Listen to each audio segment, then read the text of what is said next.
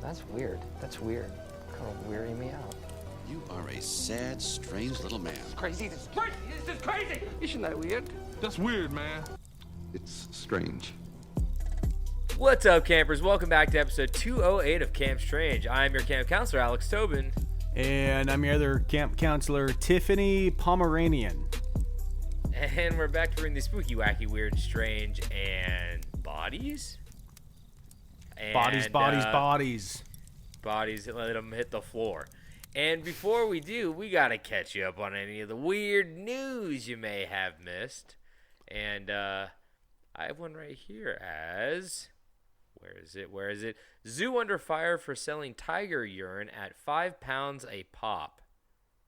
How do you sell a liquid at poundage? No, that's a currency. Is that a pound? Oh. Wait, where Okay. is this? So this is in England or parts of the UK or whatever?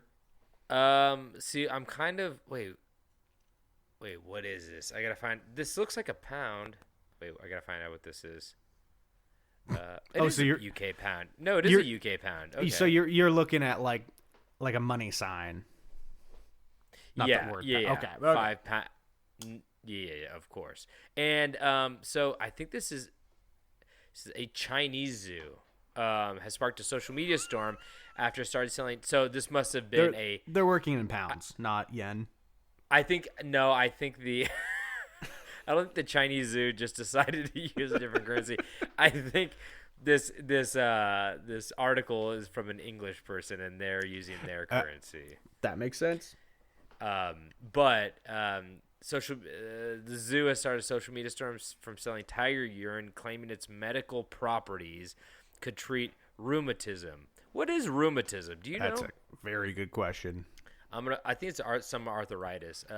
Group of conditions that cause inflammation and pain in the joints and connective. Yeah, so I've heard of rheumatism, arthritis, so just joint pain. And apparently I can't pronounce the name of the zoo. It's called the Yan Bifangxiak Wildlife Zoo, southwestern Sichuan. That's one thing that if you can learn anything from this podcast, it's that when you're reading a foreign word that you don't know how to pronounce, just say it quickly and move on. It's always the best move. It's always the best move. You get it. Yeah, I've done it many times. It's not about being correct. It's about being fast. I'm the fastest. You just got to convince people that it's okay. Exactly. So the thing is, a 250-gram bottle of liquid will cost 50 won or 5.54 pounds. So...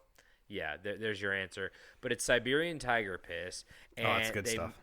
They mix it with white wine, and then you apply it to the affected area along with slices of ginger, and it has good therapeutic effect, quote unquote, and helps with ailments like rheumatoid arthritis, sprains, and muscle pain.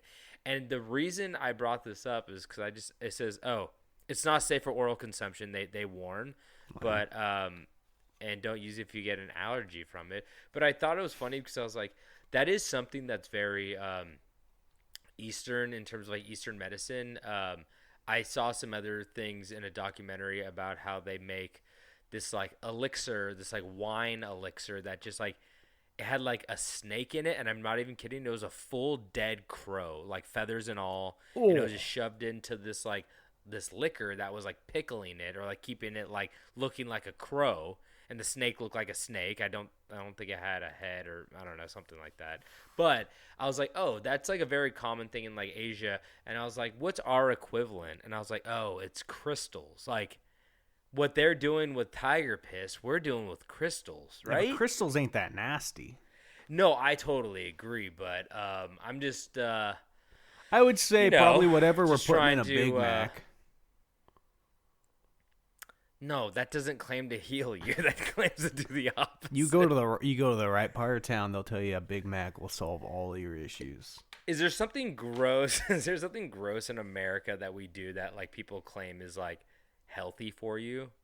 Like putting abstinence.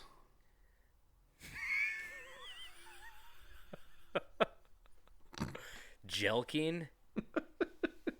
Edging for too long for sure. Do you know what jelking is? No. Is that edging? No, I think it's where you pull your penis to try to make it longer. Try to make it longer. You tie it to like a dumbbell and stand up. Oh. Yeah, kind of like let it swang. Slam now it. Watch him swing. Slam watch it in the door swing. frame and back up. Yeah, just run. I think they did a Family Guy bit where he ties it to a rope and then they drive away in the car. It actually works, and he's like, anyway, it doesn't matter. But I just thought that was pretty interesting because that's like a common thing that happens over in Asia where it's like the government has to be like, do not eat that, because people are like, well, I think it will cure my this, and it'll be like, nope, that's batshit, and they'd be like, hey, guano's good. Guano's good stuff. Guano's yummy.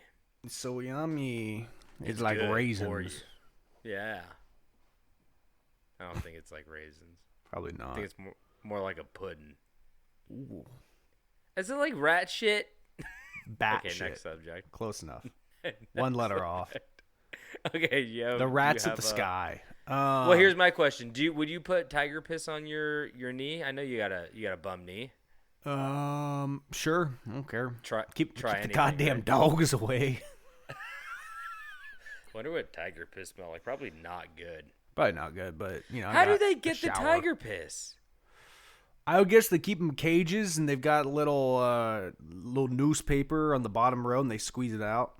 They got a little big funnel down there. Maybe some trays. Straight. David just under the funnel. Where are you gonna find David? Under the funnel. Always under the funnel. It's the most haunting yet vague thing you can say to somebody. Yeah. Where's David? He's under the funnel. What does that mean? Life is more fun when you're under the funnel. You can't spell funnel without fun. You truly can't. And yeah, fun. Oh God. All right, man who lost 760 million Bitcoin fortune might buy dump so he can search for the hard drive. I heard about this. I saw that article too. So he threw it away. So ago, apparently? his Bitcoin information was on a hard drive and he threw it away, or it got thrown away, and so now he's thinking about buying like the dump in the area so he can dig through it. Like, imagine. I mean, to be honest, honestly, not like I would dig through a dump for $760 million. Yeah, but at the same time, I don't know what kind of hard drive he was using, but I doubt. Was it a Lacy Rugged? I don't know. There's no way that shit was probably crushed like years ago. Because I heard about this story like a long time ago, where the guy's like, or it might have been a different story, but it was like a guy had like 8 guesses to guess his password for his Bitcoin wallet, and he had like 2 more guesses, and or some shit like that, and then everything got deleted if not, or like permanently locked if he got them wrong. So kind of a cool scenario, but that's as close as I can think to like modern day gold mining, right? Because no one's really mining for gold, maybe on that show, but even them, I feel like they're just getting little flakes. No one's pulling like 1849 nuggets out of the water anymore, right? Yeah. Oh, so it says his ex-partner, I wonder why it's his ex, mistakenly took hard drive containing his Bitcoin wallet to a garbage dump. Oh my God. Yeah. That's horrifying. Yeah. Well, $766 million. Ugh. What is he going to buy it with? He doesn't have any money.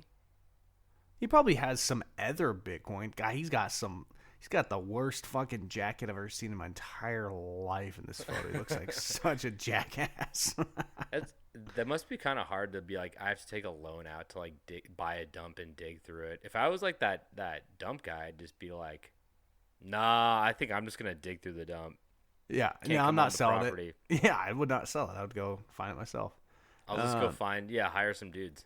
This article has an incredible ad in it, which is just a very small old man, great head of hair, good beard, standing in this amazing granite shower, just laughing, hollering, and underneath it says, "Here's what new walk-in shower should cost in 2025. That's got to be the worst clickbait. You know what I've noticed? You know what I've noticed? A lot of those like ads that have like it's like an image and it's like doctors recommend you do this if you want to live 5 years longer. Now they're becoming AI images because like people are like, how can I, like, those are such shit ads anyway that people don't even care that they are AI. But that's one of the things I noticed that AI has kind of taken over are those ads. I think this is an AI photo because the fingers look bad and his smile looks unearthly.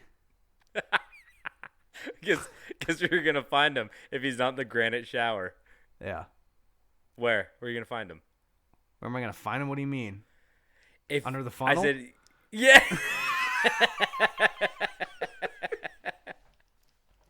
Where are you gonna find him? Under the funnel. This guy's mouth is shaped like a funnel. God damn. Anyway, I forgot what your story was about. Oh, the hard drive. That's right. Yeah. Sorry, you ended with shower guy, and it confused me. Yeah. Well, I have another rich man right here for you. As Bay claims Michael Bay claims he was arrested at the Vatican and admits in a video he had handcuffs on. So, Michael Bay. Wait, what? This isn't a very big story, but I guess Michael Bay got arrested for trespassing in the Vatican. Have you seen Michael Bay's hair? Yeah, doesn't he look like what you would imagine? Kind of doing Trump.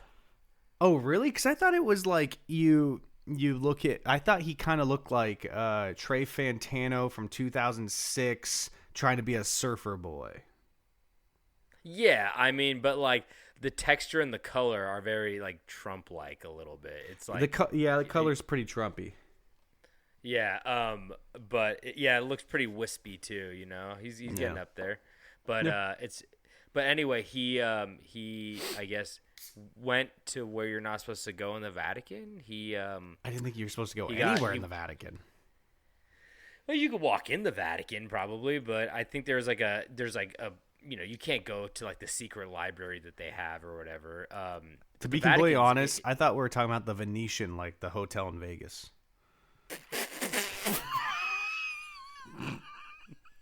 No. Which I'm sure has got some rooms you're not supposed to go into, but I just got a little mixed up. Well, this comes after finding out that Michael Bay is apparently directing or producing a Skibbity toilet movie, so maybe he's just doing research. Do you think that there's like Skibbity toilets down there? I don't know. And that's a real thing. You know that, right? Yes, no, I'm aware. This is not news. This has been known for a while. That's true.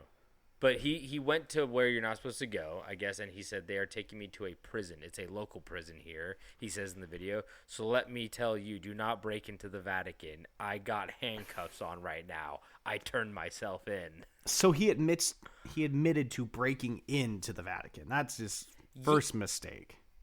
That's when you go, they're arresting me. I was trying to find the toilet. Yeah, exactly. I mean, I don't know where he was, but I guess I don't know how deep he was in the Vatican where, like, when you get past a certain point, where you can't be like, I guess you could always say I'm lost. Yeah. But that's what I would say. Yeah. Very strange. I don't know why. I'll keep it on the tip of the brain. Always looking for the bathroom. Yeah, exactly. I mean, when I sometimes, there's been a couple of times where I've, snuck into a movie theater or two, and when I'm walking past the ticket taker, sometimes I come up with a little backstory. I left my jacket in there. I just have to use the bathroom. I'm looking for my lost blind grandfather who's violent. That's always a fun one. But you got to have one in your back pocket so you don't have to be like, you got to have something. Michael Bay fucked up. He was like, I'm looking for the barber. The Barber of Seville. But the Vatican, they have their own fucking, they're their own country. Own prison? Well, they're like not a football stadium. They're not a part of Italy. They're really? They're like their independent. Wait, it's in Italy? Sovereign nation. Yes. I thought it was in Vatican? Philadelphia. Well, it's in Vatican City. Let's see. No, it's in Italy. I only know it because of Assassin's Creed. Whoa, this is the first time I just saw Vatican City flag. It's yellow. I guess it's just right outside of Rome, but yeah, it's not part of Italy, I guess, which is kind of interesting. Yeah. But so they can do whatever they want. They executed Michael Bay, actually. Oh man, now we're not gonna have a Skibbity Toilet movie.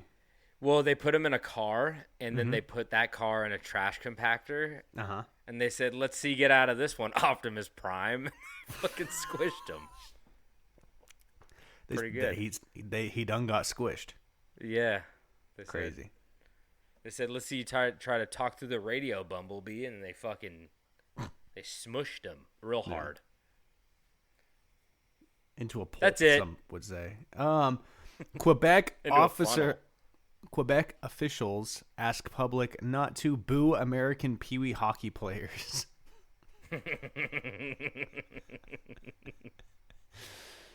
That's pretty funny, actually. It's good. These kids don't understand that Canada hates us now. I mean, they should be booed for, who they voted for, the children, that is, Yeah, they make the voting age has gone down in America ever since our country has also gone down.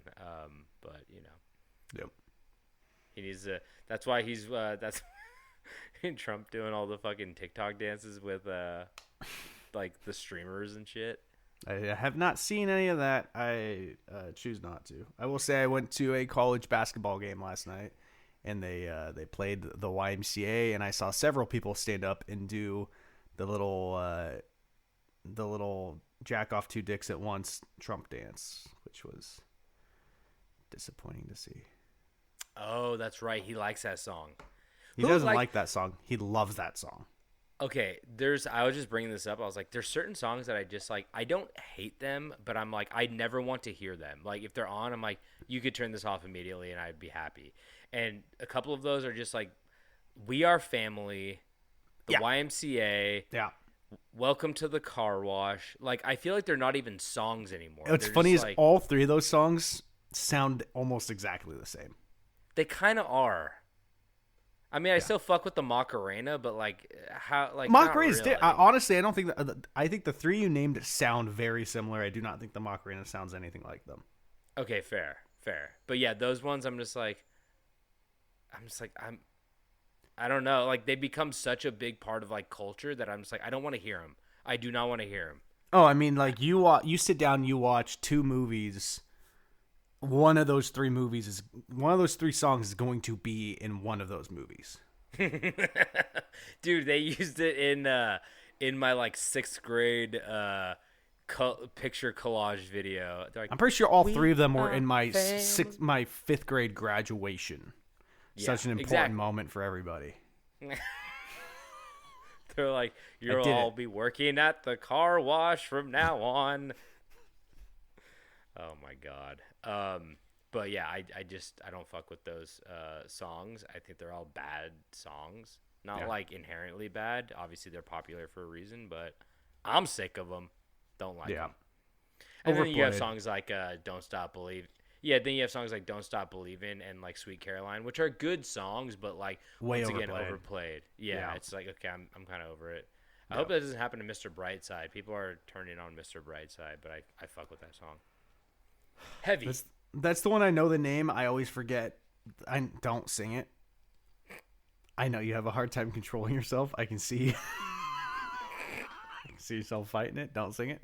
I'll just do it. Anyway, you get it. Yeah. Do you have another news story? I've got one more. Yeah, go for it. I mean, this isn't really a news story. This is something that just needs to be known. Is that Ringo Starr confirms he's never eaten pizza before. What a fucking liar. He should die. I'm gonna kill him. Anyone else think Ringo Starr should have been the first one to die?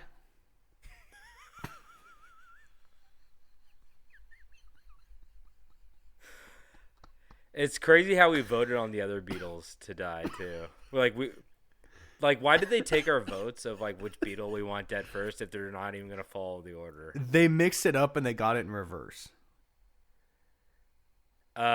Yes, George should have been. Did George die before John? I don't know. John was a real piece of shit, though. Yeah, wait. I gotta see when. Wait, George Harrison death. He died. Oh no, it was John Lennon first, and then it was George Harrison. 2001. Oh, Oh, that's more recent than I thought it Novembers. would have been. I'm not a. Good. To be honest, I'm not a Oh, Beatles fan. oh, thank God. George Harrison saw 9/11 happen before he died. Thank God. He knew how bad things were at the time. Wow. This picture of Ringo Starr. On Some my people I computer's see and pissing I'm me like- off. Why has he got a cowboy hat on? When some people die and I see that they died before like a big horrific event, I'm like, oh, they got out just in time. Him, he waited and then died. But Apparently, due to these comments, he is allergic to onions and garlic and a number of other spices, which is why he's never had pizza. what?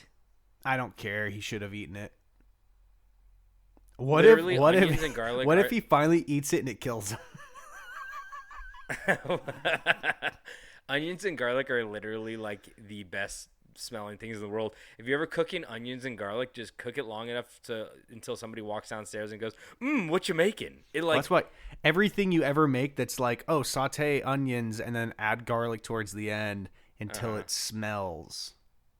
it's like, That's how you know it's going. yeah, it's the hack. Just make onions and garlic, and they go, "What are you making?" Just onions and garlic. I'm here to kill Ringo Starr. That's my cooking pro tip. We're a cooking podcast now. If it tells you to saute both of them together, don't put the garlic in yet. Wait for the onion to become clear, then add the garlic. You don't want to burn the garlic too soon. Don't add it too soon. You don't want to burn the garlic too soon, but you eventually want to burn the garlic. No, you don't want to burn the garlic. Okay. Maybe we should switch back to cryptids. Yeah, We're not the best chefs, are we? I don't flush whole tomatoes. To be fair, disposal is not a part of cooking. It's true. But me thinking I could make tomato sauce from scratch in under 20 minutes is bad cooking. You couldn't even fucking pour a ragu in a pot and heat it up in 20 minutes. I didn't have time. I didn't have 20 minutes to go get a ragu. You had enough time to call the plumber to fish the tomato out of the toilet hole. I did it with my own bare hand. Oh, that's disgusting. Then- Kept my other hand good. Okay. No one ever asks about the other hand. They just want to know about the hand that fished the half tomato out of the toilet hole. Is the hand that feeds you? It is. No, it's not. It's not.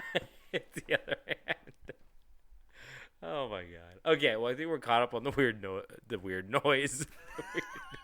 What's the The weird noise in coming my out of your head. headphones? It's the shitty podcast. It's telling me to hurt people. Anyway, okay, I think we're caught up. So we'll get into these stories now.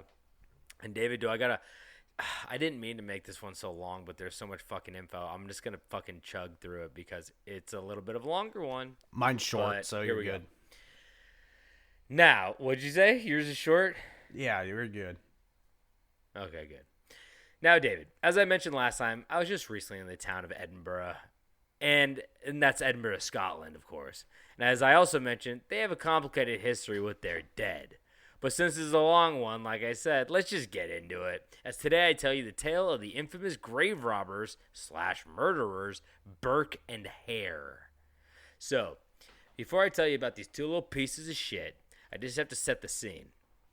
So in the early 19th century, Edinburgh, Scotland, kind of became one of the leading European centers for anatomical study with the help of doctors like Alexander Monro, John Bell, and most importantly, Robert Knox. As you may have figured, in order to be an expert in anatomy, you have to be able to actually study the anatomical structure of the human body via a cadaver dissection. Yes, they had drawings, charts, graphs, whatever you want, but to become a doctor at the time, you had to get wrist deep in a rib cage before they gave you that white coat. The only problem was that, at the time, Scottish law determined that suitable corpses on which to undertake dissections were those who died in prison, either died in prison, suicide victims, and the bodies of foundlings and orphans. What is a foundling? Is that just a little creature you found? I had to look it up too. A foundling. I see that word all the time, but I've never actually known what the hell it meant. Wait, what do you mean you see that word all the time? Don't worry about it. It's just an abandoned child. I feel like it's in a lot of video games.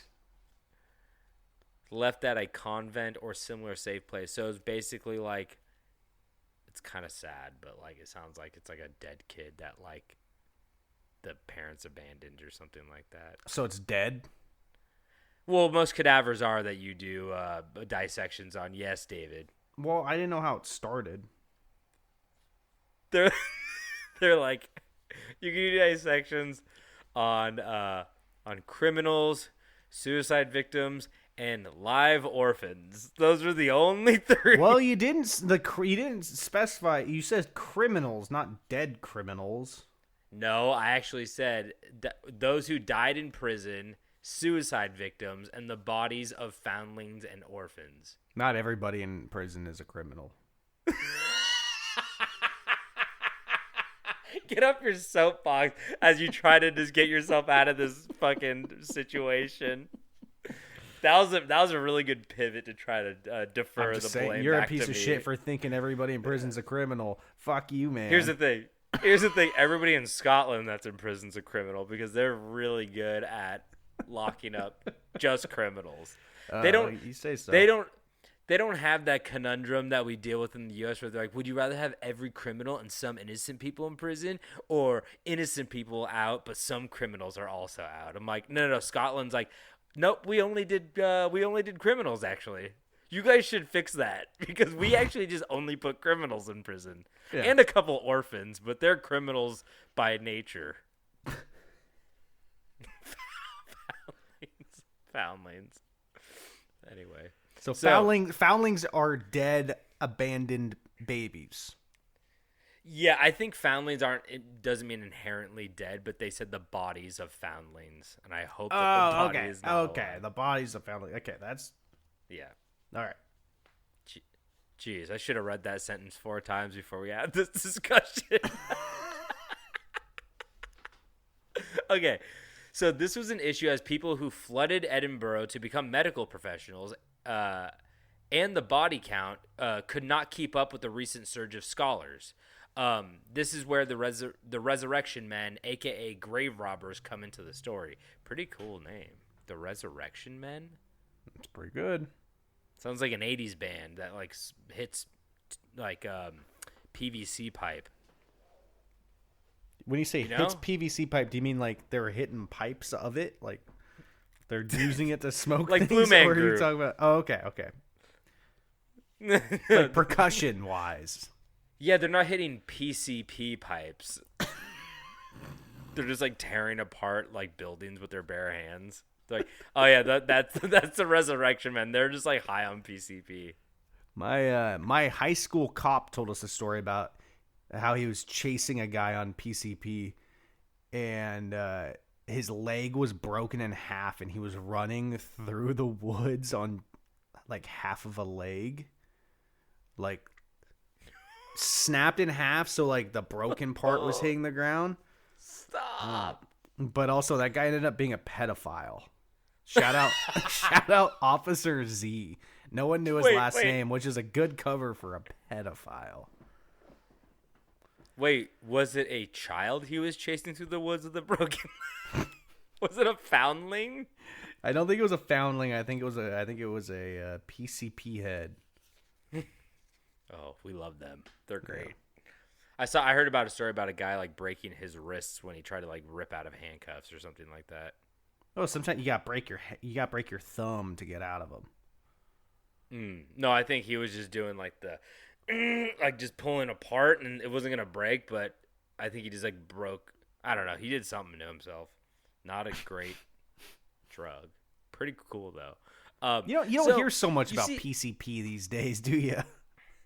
No, not really. It's mostly fentanyl. It kind of took the spotlight. But PCP, I don't know anybody who's like, I just need to like imagine being on PCP and then doing whatever PCP people do, and then wake up the next morning and be like, you must be the sorest person in the world. Oh yeah, but that's why they're all jacked. You're fucking shredded. Like, I went to the gym and I lifted every single weight they had on PCP. Is that like Severance, but for the gym? Probably. I'm gonna make a show like Severance, but people that go to the gym, they just hit a PCP pipe in the elevator. Yeah, and then they just don't remember. But they wake up in their bed and they're covered in blood and they're really ripped. Yeah. That's a good script. People love it, but you don't reveal it's PCP until the end of like season 6. They just think it's pre-workout for a while. Yeah, that new pre-workout that you smoke out of a Red Bull can. Yeah, it's like bent the right way. They're like, this beta alanine is really fucking with my esophagus. It makes my teeth fall out. Anyway, so you see legally, grave robbing was in a strange place at the time. Now it's in a great place, but it was in a strange place at the time, as it was illegal to disturb a grave and illegal to steal contents from the dead, but it was not illegal to actually steal a body since it didn't technically belong to anyone. Kind of weird, right? Like, it belongs to the Lord. Yeah, you couldn't disturb a grave and you couldn't steal stuff from the grave, but like jewelry or gems or whatever they buried you with. But you could like technically take the body at the time, I guess. So this, like I said, this meant that as long as you weren't caught committing the act, it was technically not illegal to have a body. This is when the medical schools saw an opportunity. They would not steal bodies themselves, but they would pay a high price for such a thing as bodies. As in the summer months, a body sold for £8. The medical school paid £8 to people who gave them a body during the summer, and about £10 for winter bodies, because in the winter the body lasted longer because of frost, refrigerator. Yeah. But by the 1820s, the residents of Edinburgh had taken to the streets to protest at the increase in grave robbing. To avoid corpses being disinterred, bereaved families used several techniques in order to deter the thieves. Guards were hired to watch the graves. Watchtowers were built in several cemeteries, which people would stay at all night and look over the cemetery. And some families hired a large stone slab that could be placed over a grave for a short period until the body had begun to decay past the point of being useful to the anatomists. Other families used mortsafe, which is an iron cage that surrounded the coffin. So there are a couple different ways you could go about it, but I guess they had a little bit of an industry there for a hot minute. Kind of like a COVID monitor. Never had to experience it. So the bodies were dwindling, and this frightened famous anatomist Robert Knox, like I mentioned at the beginning, who would hold lectures of 400 plus people where he would dissect a body to show his students what they so desperately were after, knowledge. And without bodies, Robert Knox could not pass on his knowledge and would eventually stop teaching anatomy altogether if he didn't have the bodies. But luckily for him, he met two men named Burke and Hare who had a solution. So let's just go back into a little bit of history of who these two guys are. So William Burke was a pretty normal guy who had a comfortable upbringing in Ireland. That was until he got into an argument with his father-in-law over land ownership and ended up leaving his wife and child behind to come to Scotland to become a laborer. I don't know what the fuck he said to his father-in-law, but I guess William Burke got the last laugh because it looks like probably the father-in-law had to raise a child because he just fucking left. He's like, bet you wish you gave me that land now, huh? Some people enjoy that. What? Raising children. Raising no, but like raising some, that's raising your grandchild. He's like, I already did this. But and plus they say they like it. They don't really like it.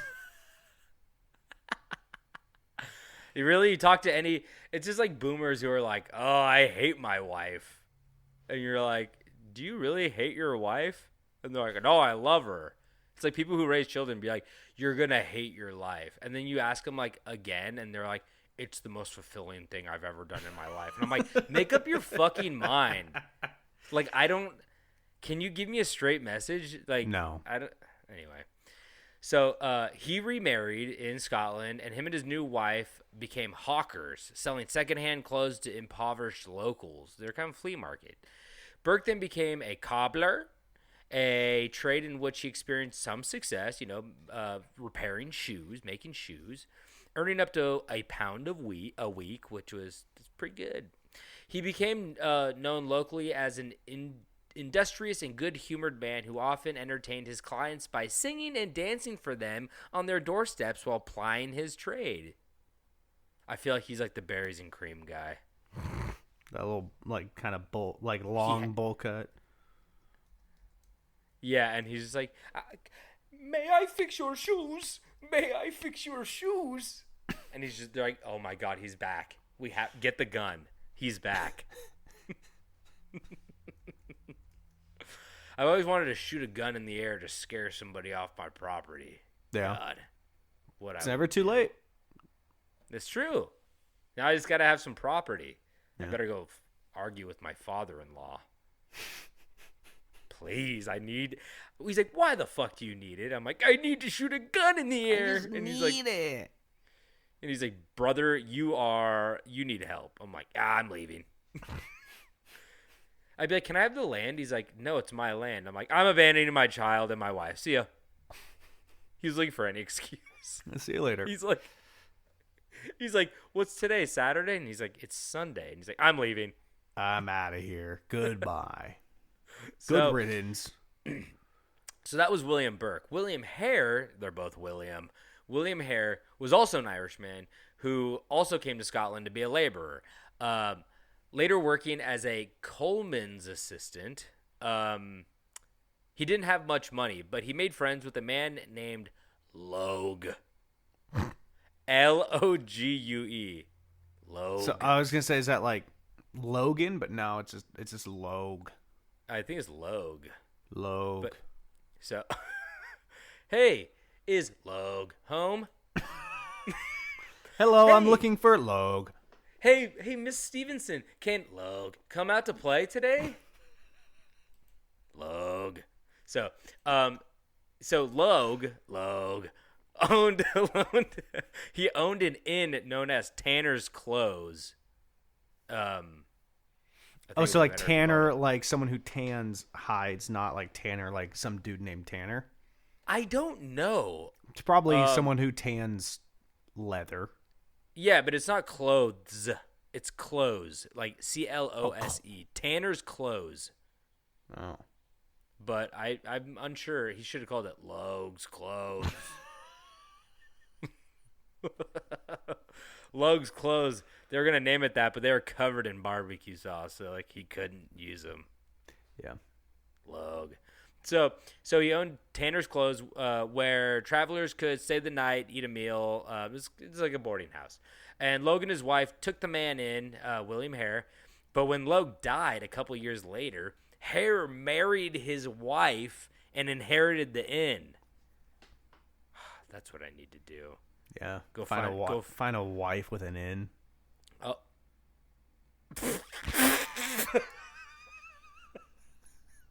What? What?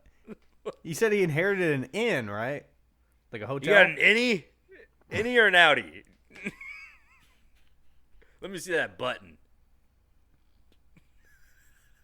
You ever... Never say that during, just from experience, never say that during an interview. They will call security. Yeah. When I go into an interview and they ask me If you a ask to question, see, I just say Logue.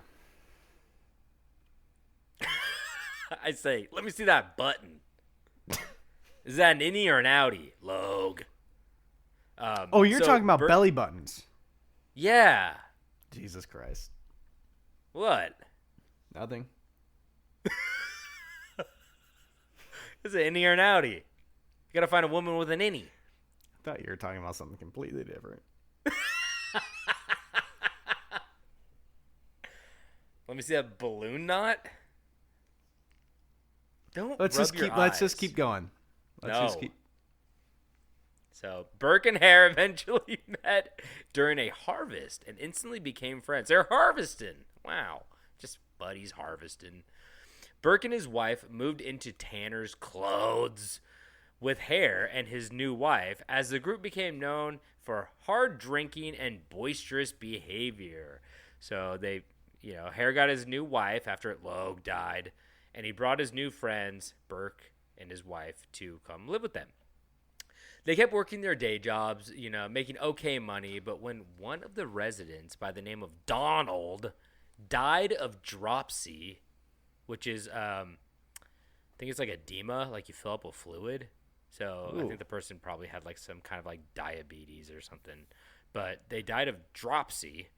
At the Tanner's Close at the hotel, Hare saw an opportunity because you see Donald owed £4 in back rent, and since he was dead, he wasn't going to pay it, but he may be able to with his body. No, I'm not talking about prostitution. He didn't have to show his button, but he did have to go to the doctors because the local carpenter showed up with the coffin once the man was found dead.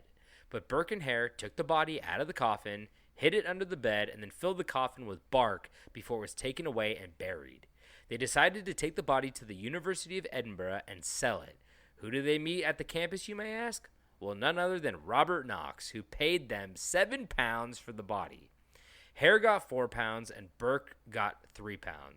Like I said, Hare he kind of didn't even make a profit technically because the guy owed £4 in back rent.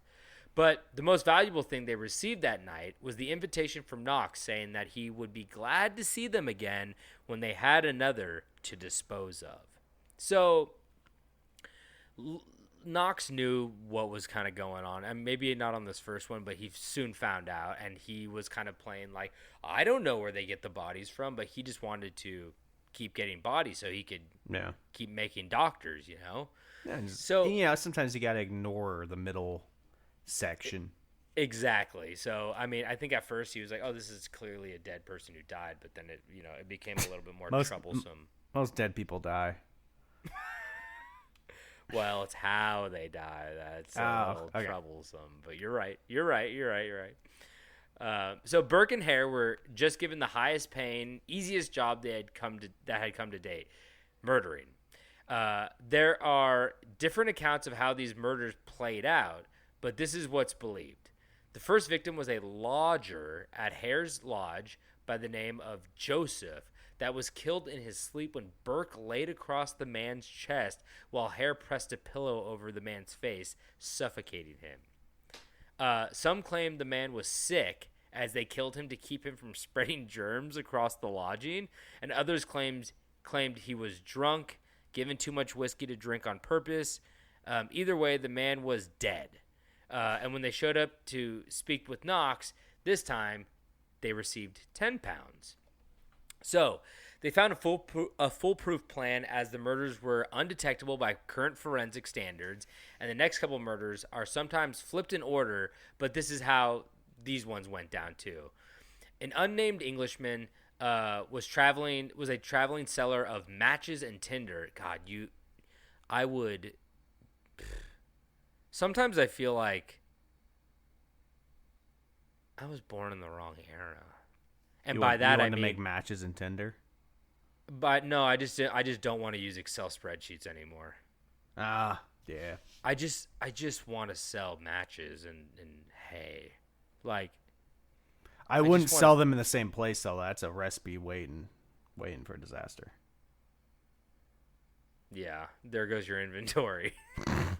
I just want like a really I just want like a really simple job where some guys like I just sell rocks. Like this is like it's so I don't have to like worry about data entry. I don't have to worry about like responding to emails and being cordial, being like, "Do you need rocks?" And the guy's like, "Yes," and I'm like, "Cool, here's rocks." I mean, but yeah, and then back then you can also just be covered in shit like you love being, and like diseases and like no health care.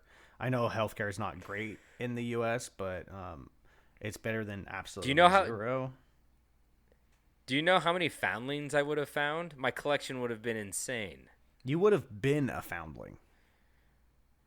I probably would have been a foundling. I would have been a feral foundling. Yeah. They would have thought I was a cryptid. They would write songs about me. Yeah.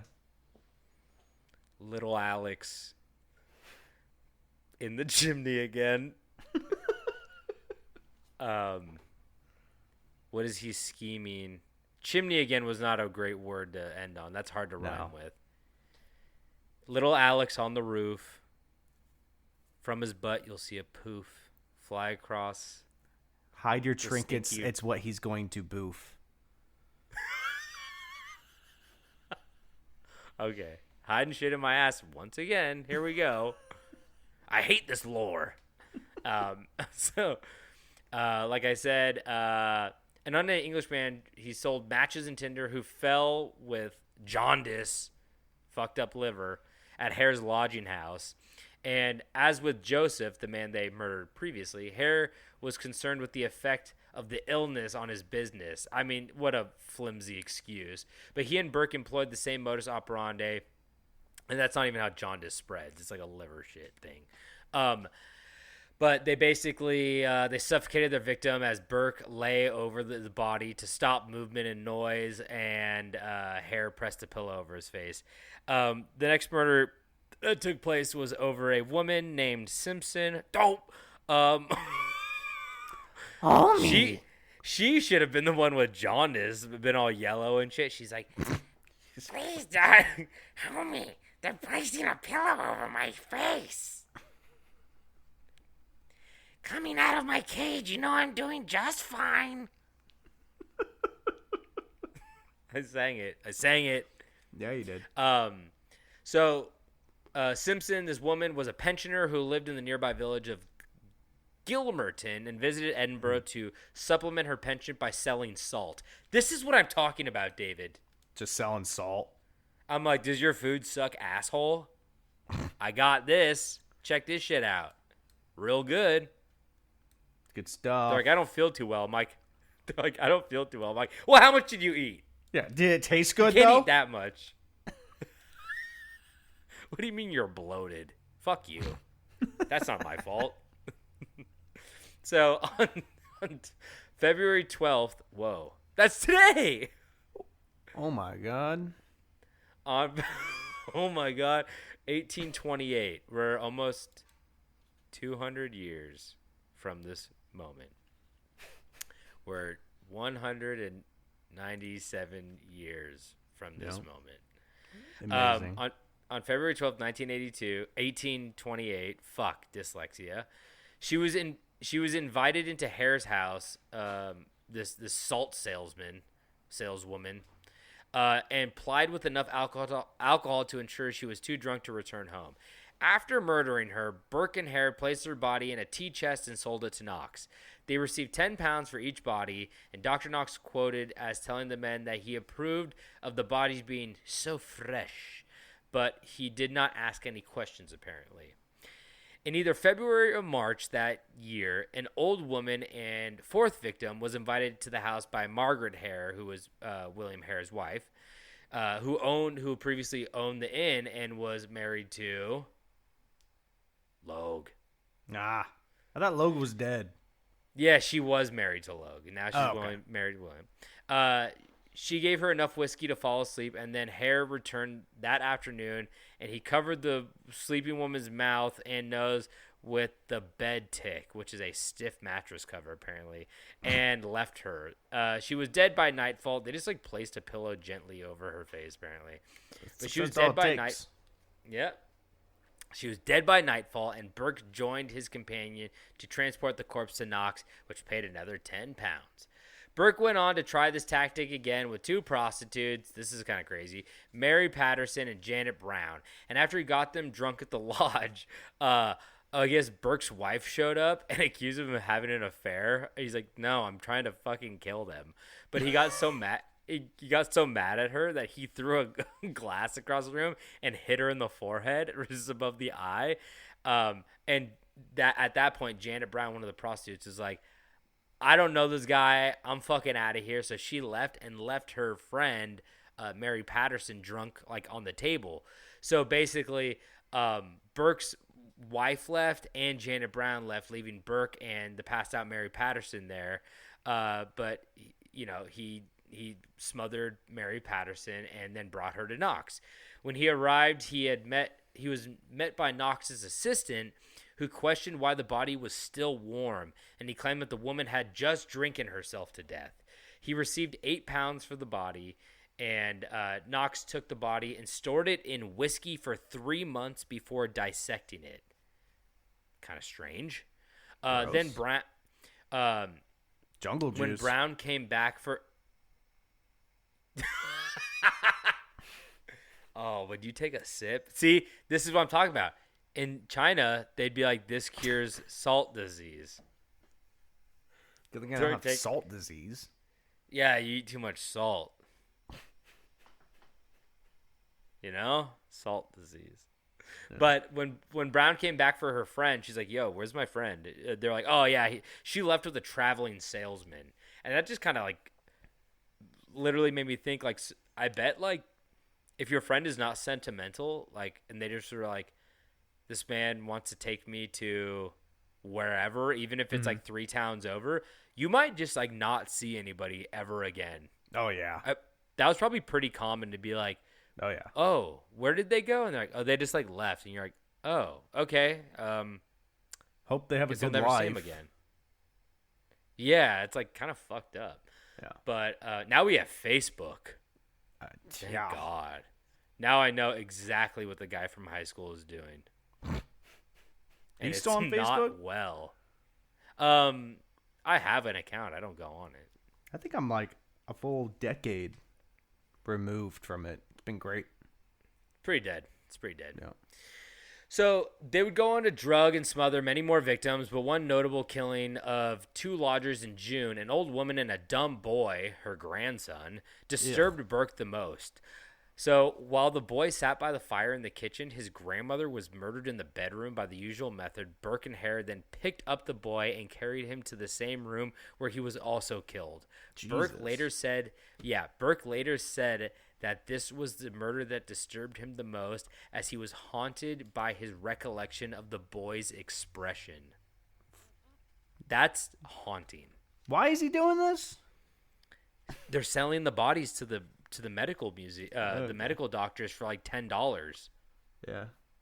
I mean, probably a lot more back then because they're making a pound a week, but it's like 3 months worth of work. But they shoved the 2 bodies into a barrel and carted them to the school by horse. But when the horse refused to go any further than halfway, he called a porter with a handcart to finish the job. After getting back home, he took out his anger by shooting the horse in the head. Jesus Christ. I know. These guys are just like fucking horrible. So after the struggling Hare found out that Burke had excess money, so you know they would like, now they moved out of like the same place, and basically Hare came back and was like, why the fuck do you have like an extra $10? And he accused him of selling a body without him. Burke's like, no, I didn't do that. But after Hare went to Knox and like checked, he was like, did Burke sell you a body? And he's like, yeah, I gave him like 8 pounds. And he's like, oof, fuck him. So their relationship began to fall apart after that incident.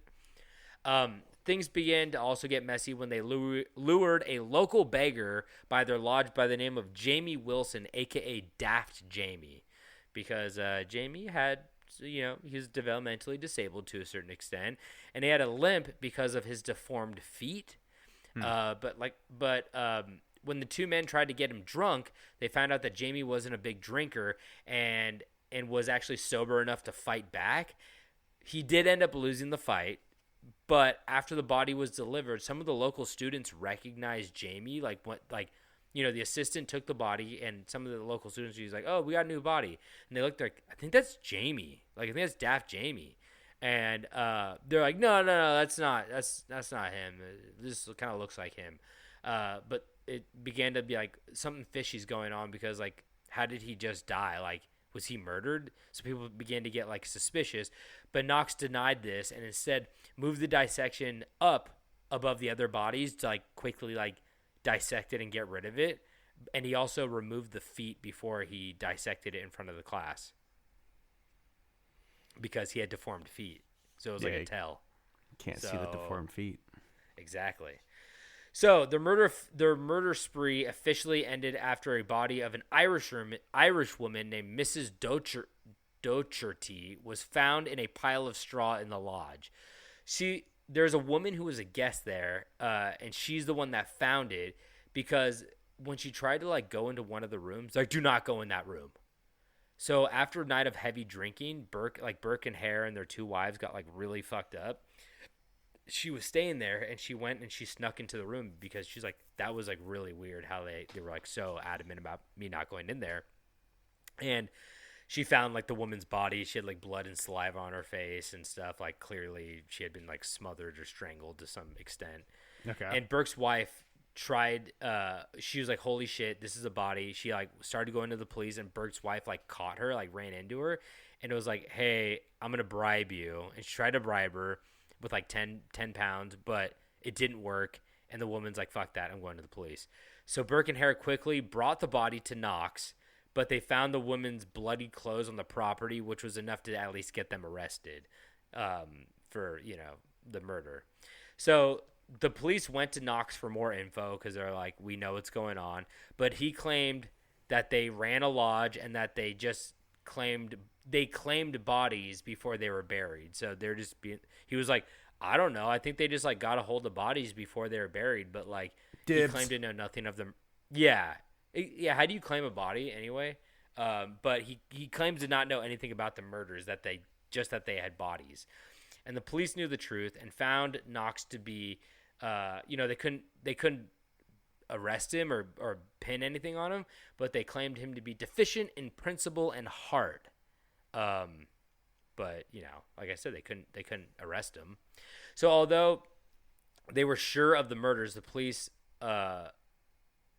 also found that they did not have enough evidence to pin the murders on any of the four guilty members, because all the bodies were gone and dissected, but they're like, all these people have gone missing, and this was, like, the last place they were seen. So, like, they knew something was up.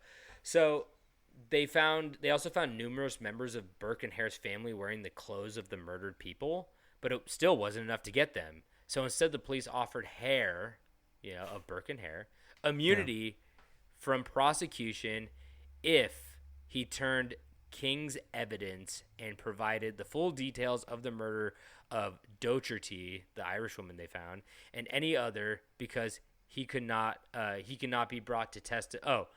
It says to provide full details of the murder of Docherty, because he could not be brought to testify against his wife, so she was also exempt from prosecution. So basically, he was like, you and your wife would both be exempt if you take this deal.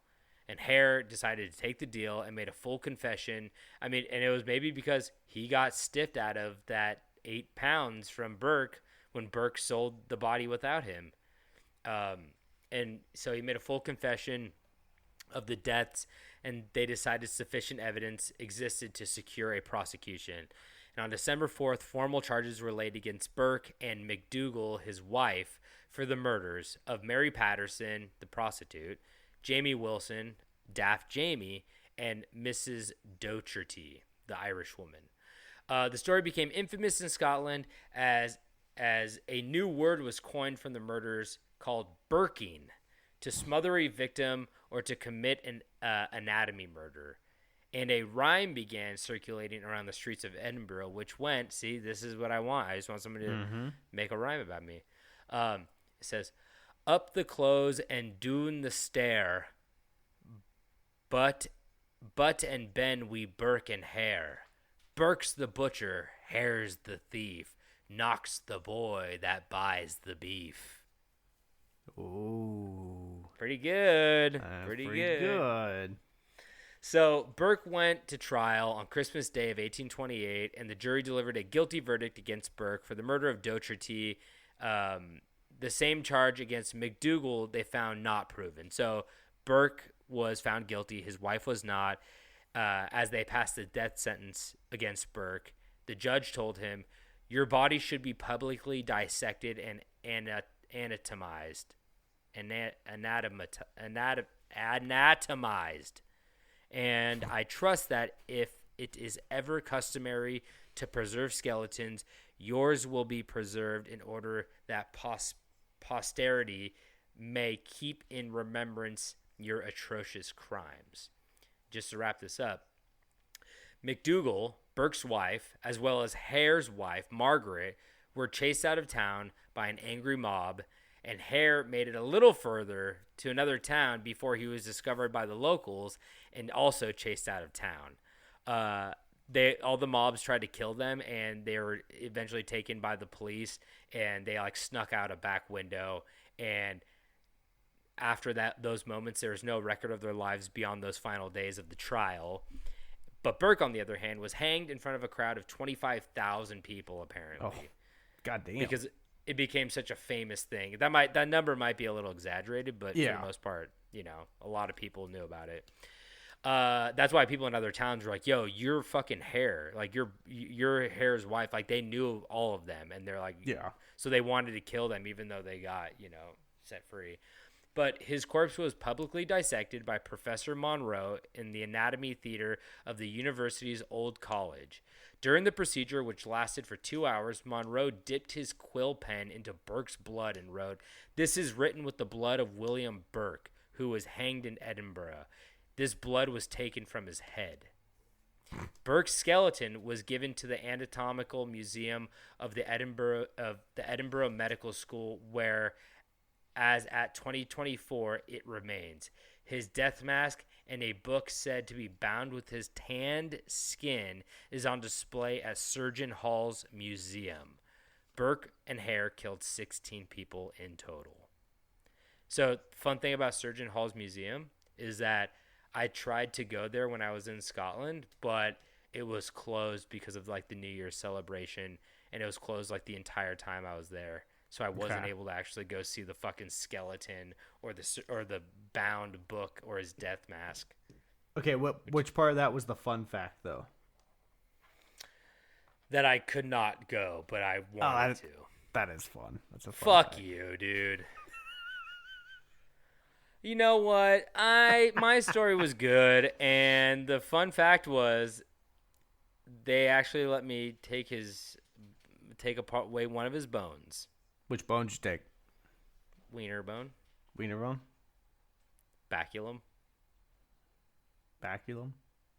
You know what that is? No. It's a wiener bone. Some mammals have the wiener bone. Okay. You know that? No, I did not know that. Oh, yeah. It's pretty interesting. Anyway, that's the end of my story of Burke and Hare. All right. Now let's hear what David has to say. Yeah, fucker. this is really good. All right, Tobin. Today we're going to talk about one of my favorite types of little guys. And this one's a more rare one because, for the most part, these little guys are rarely brought into real life, more of a media type creature. So today I'm going to talk about the Hopkinsville Goblin case. Dude.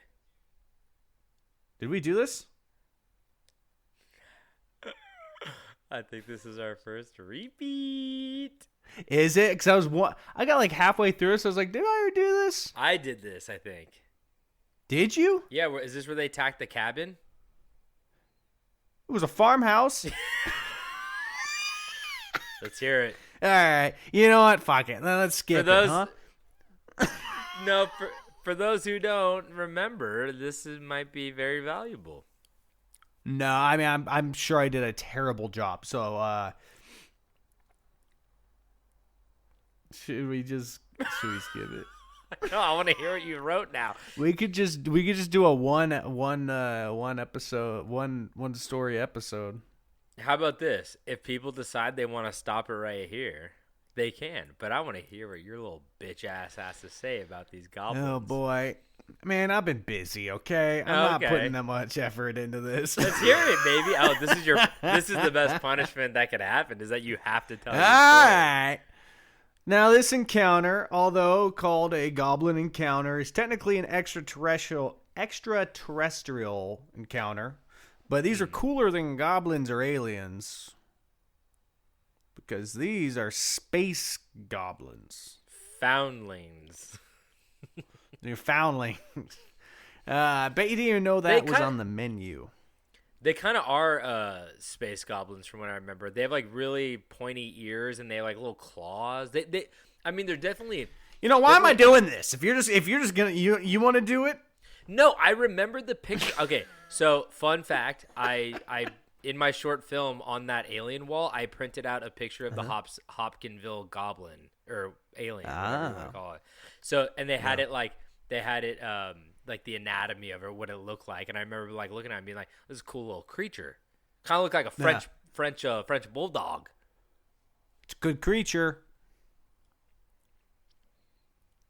All right. So on the evening of August 21st, 1955, 5 adults and 7 children arrived at the Hopkinsville, Kentucky police station in a frantic panic.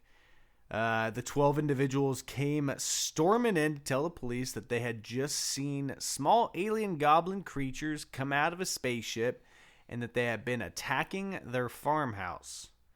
The group of people said that for nearly 4 hours, they took to arms and had a shootout with the space goblins. 2 of the adults, Elmer Sutton and Billy Ray Taylor. Oh my God, those are the best names. Billy Ray Taylor's pretty goddamn good. But Elmer's great too. Elmer's good. I mean, we've got a chain of breakfast places, kind of like Denny's, but better, called Elmer's here. Love Elmer's. On their menu, they got a picture of Hulk Hogan ripping his shirt in front of an Elmer's. What? Oh. It's like a photograph. It's not like a drawing. Like it actually happened. It wasn't photoshopped? No, it's not like it's like a real photo. Oh, okay. It's real. It's definitely real. It's kind of a bummer because now Hulk Hogan's kind of a dickhead these days. Well, I don't mean to be that guy, but I've always kind of heard you might have been a little bit of a dickhead. Yeah. Didn't he drop a few N-bombs here and there? Yeah, Hogan may not know best. No. Might be a real piece of shit. Anyway, I want to hear about this fucking goblin, dude. Elmer Sutton and Billy Ray Taylor claimed that they had been shooting at a few short, dark creatures who repeatedly popped up in the doorway or were seen peeking in the windows. What they failed to realize was that 4 of the children were actually missing. Wait, what? I'm kidding. No. They said that they were in a shootout with these things. They were making a joke that they were just shooting the kids. They were like, they got so fucked up that they thought the kids were goblin aliens, and they're like, we're fighting. And then like the police are also getting calls from the children being like, our dads are trying to kill us. Yeah, pretty good. I can't wait to be a dad. So it was reported and believed that these space goblins were moving in packs of 12 to 15 space goblins. Not entirely buying the story, the police decided to send out some troopers to investigate, but that was mostly because, as word spread, they were concerned civilians would start to go out to the farmhouse to check it out and might get a bullet to the head. Mm. So they sent out 4 police officers, 5 state troopers, 3 deputy sheriffs, and 4 military police from the nearby U.S. Army Fort Campbell. It's a great use of their resources. Some good tax dollars spent there. Sending. What was it? We had to match their numbers, David. 12, 16 government officials armed and ready to go. Doing their due diligence, the police decided to look around, but only found broken windows and holes in screens. And dead kids. Along with 4 dead kids killed by guns. And they found 2 grave robbers who are nearby. Yeah. Yes. Who appear to have just caught a missed shot. Stray bullet. So the residents of the farmhouse included Glennie? Glennie?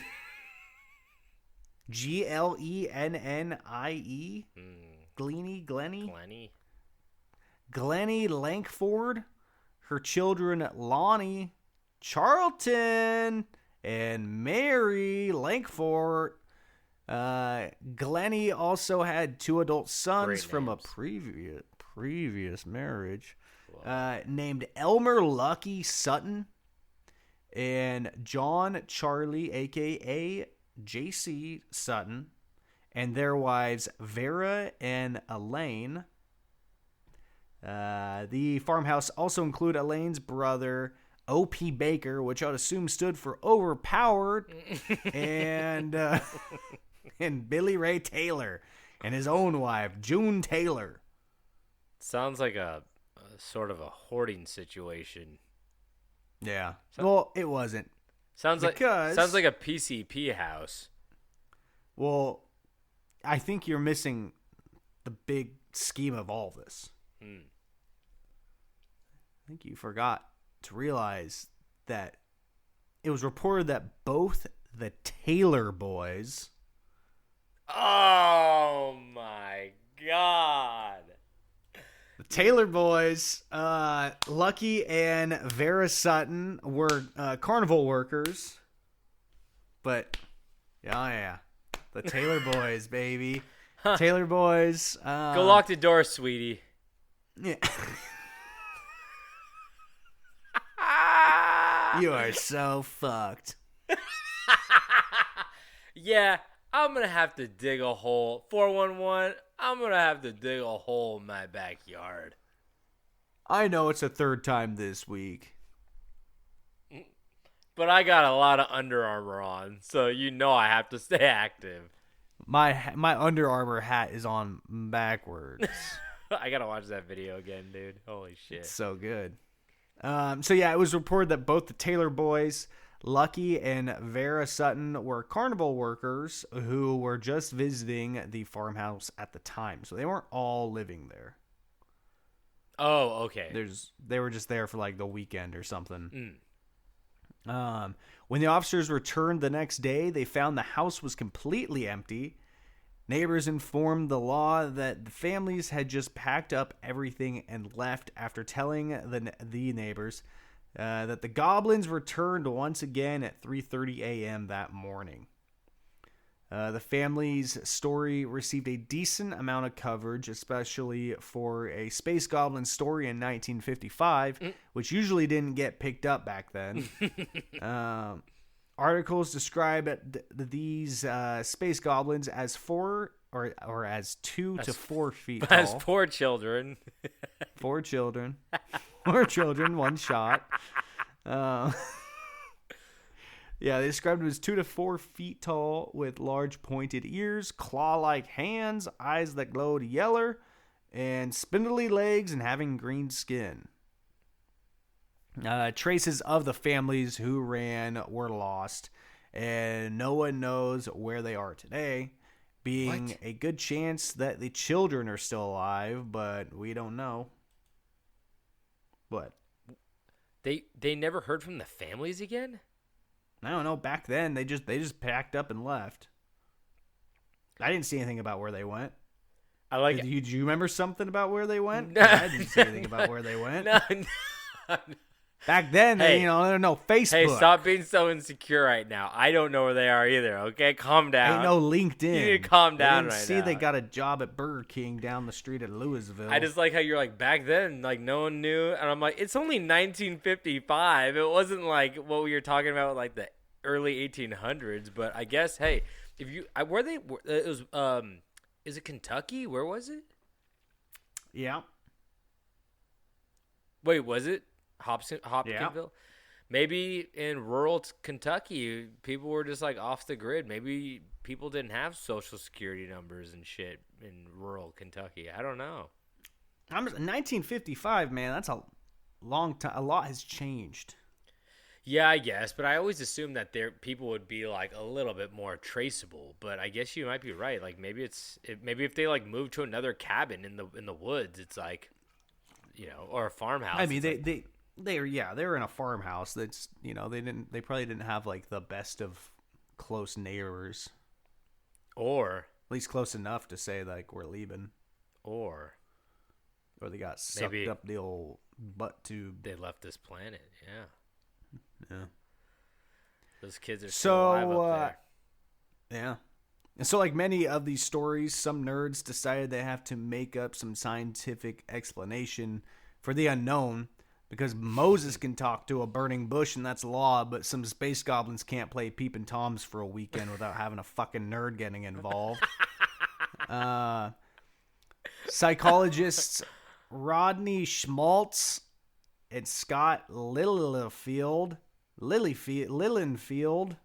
cite the encounters as an example of pseudoscience and extraordinary claim to help students develop critical thinking skills, and claim that the families were partying too hard and got too drunk and started seeing space goblins.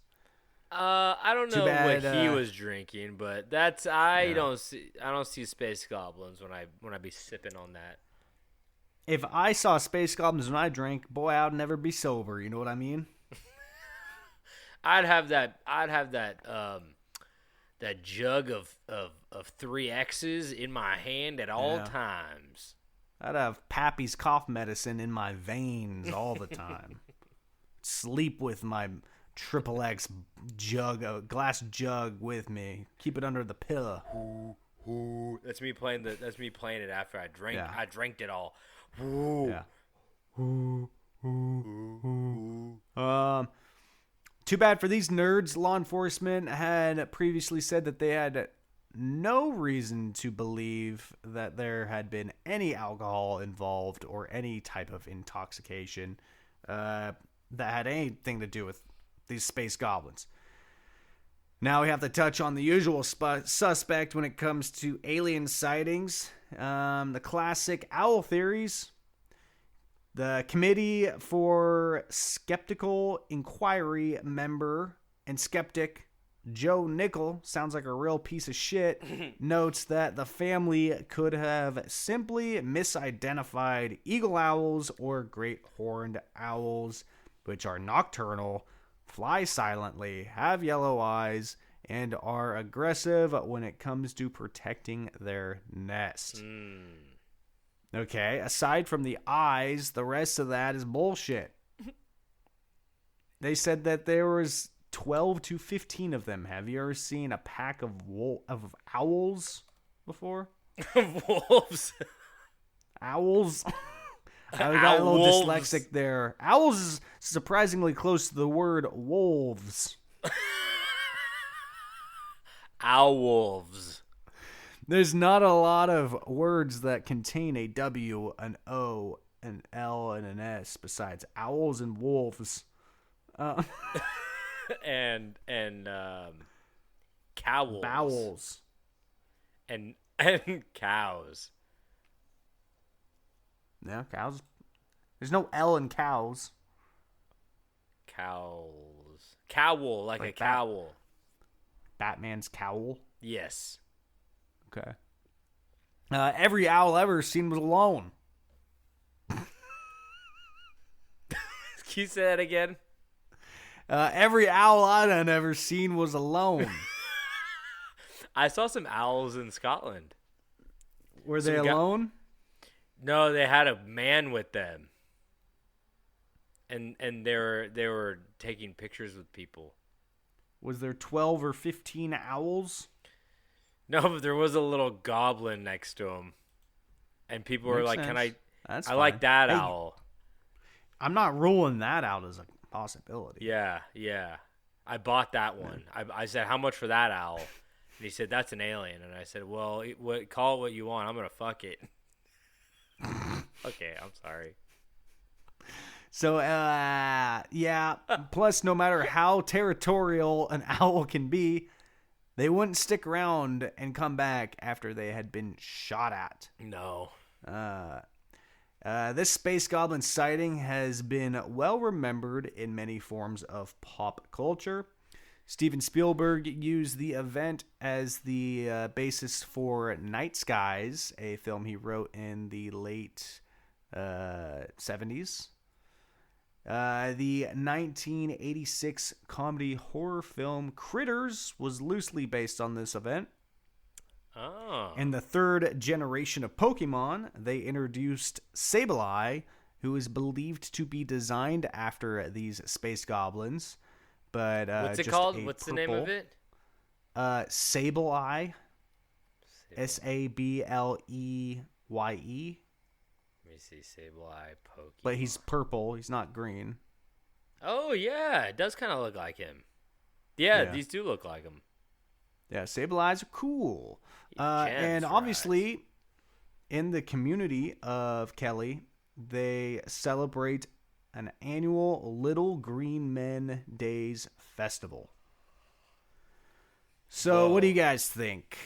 Do you think these little space gremlins came to Earth and realized it sucks here? They said Earth ain't got Or no do you games, just think and it was a went home. pack of crazy owls that love the smell of gunpowder? Or could this just be another scheme that didn't exactly pan out how it was drawn up by the dangerous and terrifying Taylor Boys? Oh. You think the Taylor Boys are the root of all this? I think he had to dig so many holes because he killed so many goblins. Could be part of it. Yeah. They never specified. That could have been a goblin that broke into the house. Honestly. That is a very plausible Big loophole no one's ever really jumped into. yeah, I feel like the way the hate in their eyes looks like it's somebody that they've dealt with. They know Unhuman. They know exactly. Yeah, they know exactly. not- Okay, and they know. What? You cut out. Oh, I didn't say anything. I was just adjusting. Fuck! I just stuttered like 40 times. Then they. Yeah, I thought you were doing an Elmer Fudd bit. Porky Pig. Yeah, it just makes sense. Like they seem like they know how to kill this thing, and that they have buried multiple in the backyard, which just kind of tracks with the whole Taylor bit again. Can you just like? Yeah, can you? I'm googling the Taylor Boys. I'm gonna see if I can find more about them. Can you do an edit of the Taylor Boys, but instead of like, can you do like what you did with the Goblins? the Fast and the Furious shotgun thing, where it's just wide Chris standing there, and it keeps cutting back to him, and then he's like, "Oh, you fucked up, lock the door," and then it's wide Chris, and it just keeps cutting back to him. Can you I don't know that? if I can. I don't know if I can. Can I get? I deleted TikTok a while ago. Am I able to get it back? Oh, I don't know. You did that on TikTok? I think so. Can't you edit that on like CapCut or some shit? I think that got banned too. Is everything back? Is everything banned? I'm confused. I don't fucking know. I just know the Taylor Boys make me shake in my boots. Which is also funny because I'm now realizing that if you Google the Taylor Boys, apparently that's also the name known for the boys, the sons from Tim Allen's Home Improvement. Holy shit! Are the Taylor Boys. Dude, I just saw Tim Allen at the Starbucks up the street from me. You did. Did you sit like 2 tables away from him and just go, oh, No. and then like wait for him to look at you and then like smile and give him a thumbs up and just keep doing it? I wish. Should I? You should do that next time you see him. He seems- and then see if he has any blow. Yeah, I was gonna say he seems like a guy who would really like that and appreciate it. That's why you should do it. I said, well, if it isn't one of the wild hogs in the flesh. Yeah, where are your other hogs at? Let me see your hogs. I said, show me your hogs. Ask him and say, did you ride that big hog of yours over to this coffee shop? I said, you're either going to have to show me your hog or your wood. Tool man. I get it now. Yeah. Anyway. All right. Well, I think that's all we got for you today. Maybe it's... I'm still doing my deep dive over here on Brian Taylor. Who's daddy of the Taylor boys. Wait, you actually know his fucking first name? I mean, that's his username is Brian13 Taylor, and that's him. How did you find that? Is it just like on Google? I searched Taylor boys. It wasn't the first thing, but it was there. So I guess they're iconic, not just with us. Okay, that's good to know. Yeah. Anyway, thank you guys for tuning in so much. Maybe a slight repeat, but we put a new spin on it with the Taylor boys. God, this guy just beats the shit out of his kids when they're filming. He treats them like goblins. But thank you for tuning in. We love telling you stories. We love when you stick around and listen. If you guys want any more information, go to our Instagram. You might see a video of the Taylor boys at Camp Strange Podcast on Instagram. If you guys want any other info, click the link in the bio on that Instagram. Rate, review, subscribe, share it with a friend. Do whatever you want. Who cares? The world's ending. David, do you have anything to say before we get out of here? I saw you gasp over there at something that the Taylor boys are doing. Yeah, he's not good. Oh no, what happened? I need an update. Are you serious? I'm trying to figure out what's going on. The last thing he posted on Instagram, I can see that it is a screen, like the thumbnail is Kendrick Lamar doing the halftime show. And he's like, halftime. I don't understand this. And in text it says, I fixed the halftime show, but I can't play the video, so I don't know how he fixed it. No. I can only imagine that it's not good. I feel like the tamest version we're going to get out of that is him just like muting the TV or something. The worst version is going to be a song parody that he made. Unedited. Oh, no. Oh, man. Maybe it was Kendrick Lamar that walked in his house.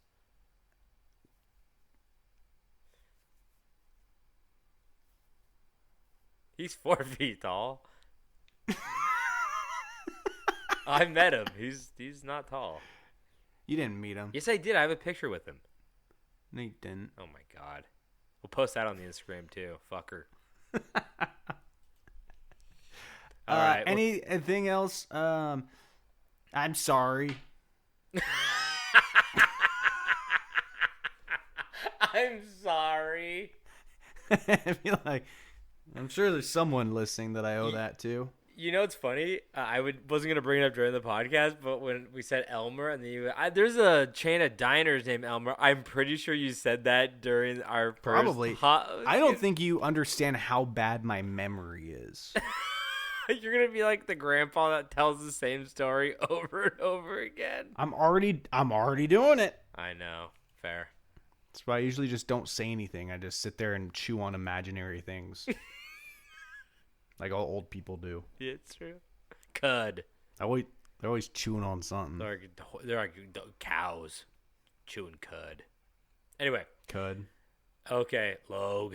But okay, David, is that you said your thing? Are you done?